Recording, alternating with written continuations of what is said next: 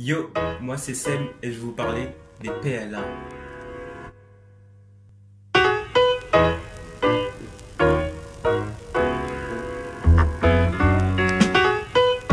Un PLA, c'est ça. Ouais, en plastique. PLA, c'est un acronyme d'acide polylactique. C'est un polymère provenant de ressources renouvelables, contrairement aux autres d'origine fossile, comme ça qui vient du pétrole. Le PLA peut être produit industriellement à partir de ressources renouvelables comme le maïs ou encore la betterave. Aujourd'hui, on en retrouve dans l'impression 3D, pour les sutures, dans l'industrie pharmaceutique et aussi dans certains emballages alimentaires de supermarchés. Allons voir ça de plus près. Un centre de recherche où des chercheurs travaillent sur la synthèse des PLA et vendent des emballages gratuits faits en PLA. Moi j'y vais.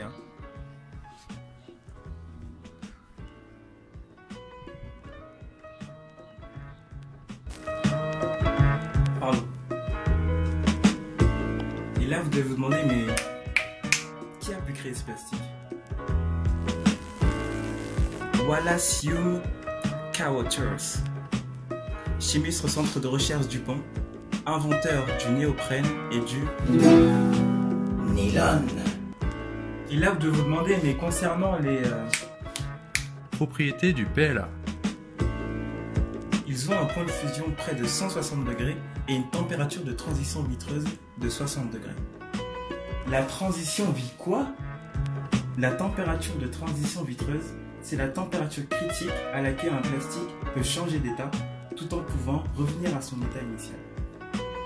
Cette valeur de transition vitreuse confère au PLA un grand module d'élasticité.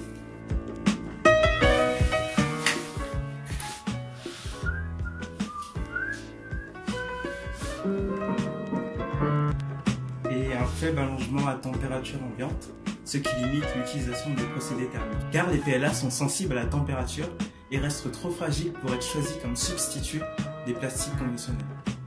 Comment on le synthétise? Ça arrive.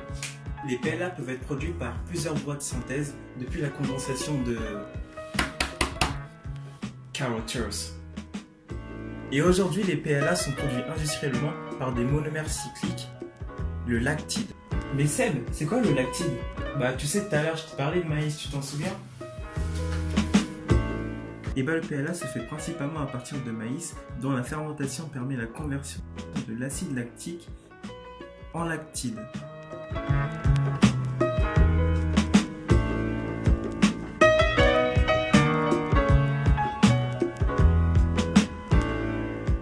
L'acide lactique en lactide.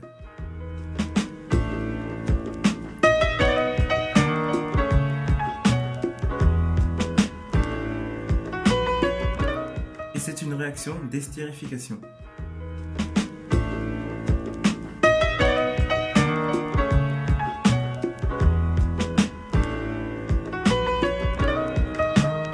Et en 2014, la France est nette importatrice d'acide polylactique. Le prix moyen à la tonne était de 2900 €. Comment on la dégrade? Il existe 3 types de dégradation.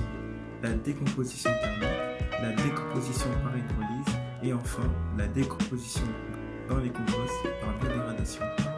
Le PLA présente plusieurs avantages, tels que la réduction de consommation des ressources fossiles, sa biodégradabilité, sa compostabilité, et ils ne sont pas affectés par la variabilité du prix du pétrole, contrairement aux autres plastiques traditionnels. Voilà, j'espère que ça t'a plu.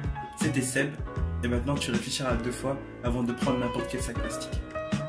Bye.